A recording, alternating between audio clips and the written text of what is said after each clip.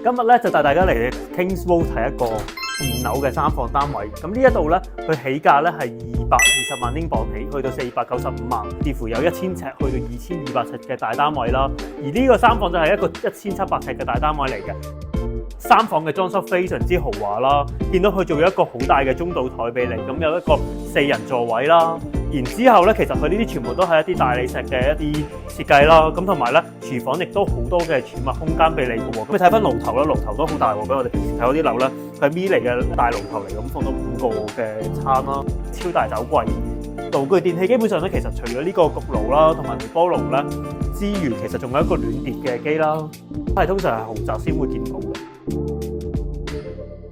佢呢一度咧望住咧就係未來咧呢個我哋啱啱喺樓下無形睇到嘅一個最靚嘅一個公園景觀啦。咁高層嘅話咧，其實有啲仲可以望到少少城市景觀同埋一啲倫敦唔同嘅地標等等添。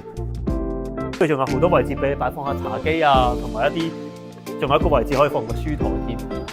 咁成間屋咧係有呢個冷暖氣嘅通風，一個好靚嘅木地板啦，個 laundry room。